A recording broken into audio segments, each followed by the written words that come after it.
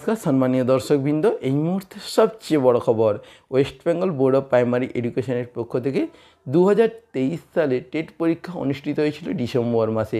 এই টেট পরীক্ষার রেজাল্ট কিন্তু এখনও প্রকাশ করতে পারলেন না প্রাথমিক শিক্ষা পর্ষদের সভাপতি গৌতম পাল।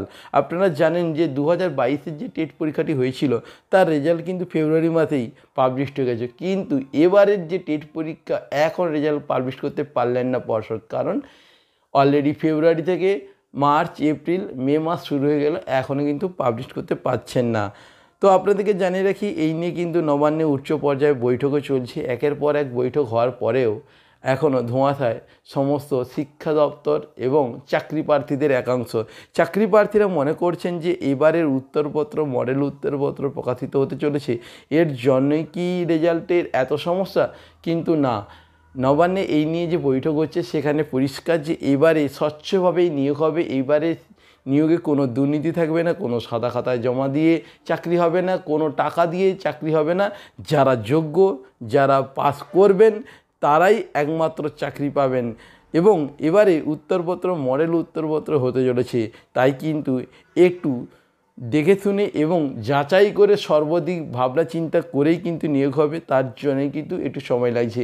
এবং সামনে আপনারা জানেন যে লোকসভা নির্বাচন চলছে। এই লোকসভা নির্বাচনের প্রাককালে কিন্তু রেজাল্ট প্রকাশিত বা শিক্ষক নিয়োগ প্রক্রিয়া করা সম্ভব নয়। তাই রেজাল্ট কিন্তু এই মে মাসের লাস্টের দিকেই রেজাল্ট পাবলিশড হবে এবং এই নিয়োগ প্রক্রিয়া কিন্তু তারপরে 1 থেকে 2 মাসের মধ্যেই সমস্ত নিয়োগ প্রক্রিয়া কিন্তু কমপ্লিট হবে। তো যে সমস্ত চাকরি প্রার্থীরা ভাবছেন যে চাকরি কবে পাবেন বা কবে রেজাল্ট প্রকাশিত হবে, কবে আপনাদের নিয়োগ হবে, সমস্তটাই হবে। সরকার সেই নিয়ে ভাবনা চিন্তা করে রেখেছেন। তো একের পর এক নিয়োগগুলো হবে। তো রেজাল্ট কিন্তু আপনারা ঠিক মে মাসের লাস্টেই পেয়ে যাবেন।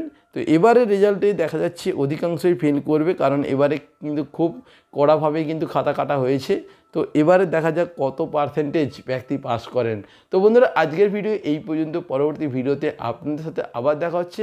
আপনারা প্রত্যেকে ভালো থাকবেন। ধন্যবাদ।